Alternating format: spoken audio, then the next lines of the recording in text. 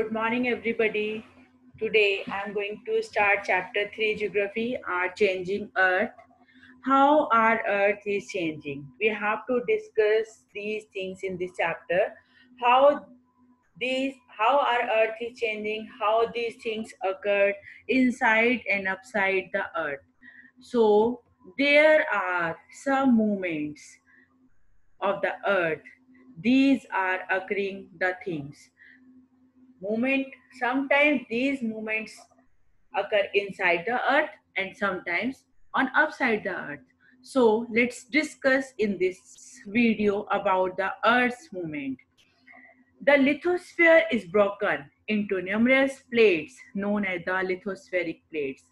Lithosphere already we have discussed. This is the uppermost layer of the earth that is sometime broken. Why? Because of the flood, because of the landslide, and it can be many more reasons. And these plates move around very slowly.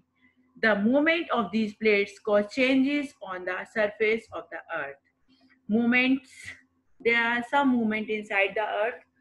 Inside the earth, when we talk about the movement, there are mainly three types of movements. First is converging movement, second is diverging movement, third is transform movement. When two plates comes to each other, that cause the converging movement. When these plates far away to each other, that is known as the diverging movements. When they transform to each other, that is known as the transform movement. These movements occurs inside the earth. So it can be divided into two parts. First is endogenic forces and second is exogenic forces. Endogenic forces are inside the earth. These are occur inside the earth, and exogenic forces occur upside the earth. It means sudden forces, antastrophic forces. Sudden forces, these occurs inside the earth and occurs earthquake, volcano and landslides. Now let's discuss about this.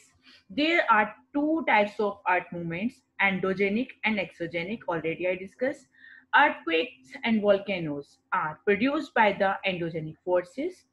Endogenic is inside. Always remember inside.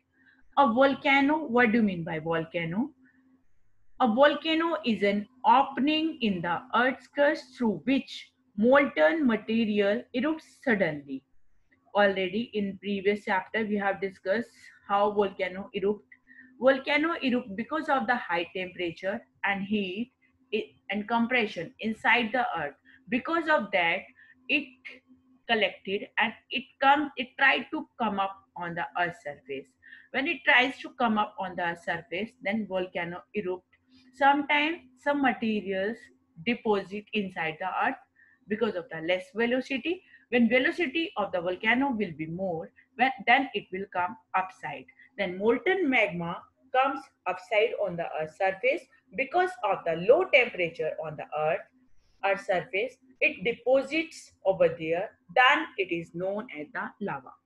Now next is, what do you mean by earthquake? What do you mean by earthquake?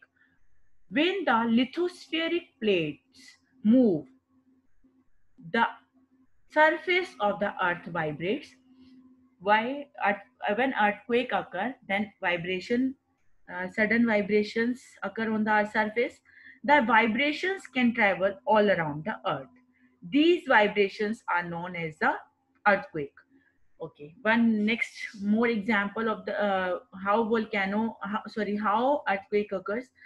From where earthquake starts, that is known as the focus, and the place of the earth's surface where it make changes, it directly affected, that is known as the epicenter.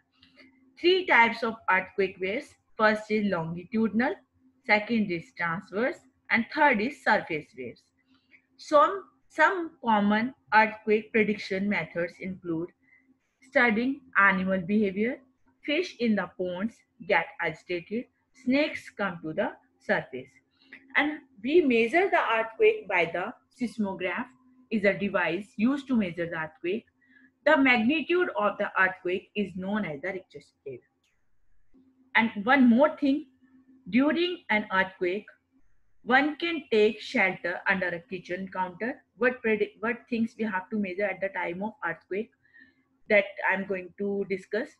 We can take shelter under the kitchen corner, table or desk, against an inside corner or wall, and one should be away from the places like fire, like chimneys, windows, etc. Now, landslide. Landslide occurs mainly in a sedimentary rocks. Like we take example of the Himalayan mountain that is made up by the sediments that is known as the New Fold Mountain. Landslides occurs over there due to the rainfall. It can be continuous rainfall, and it can be due to the earthquake also. So landslides occur because of that. These all are the occur due to the endogenic forces. Now, I'm going to discuss about the exogenic forces.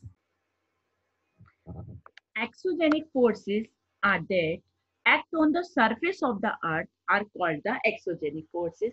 Like flood comes due to the overflow of the water in a river and due to the wind, glaciers. These are the activities which are occurred on the earth's surface.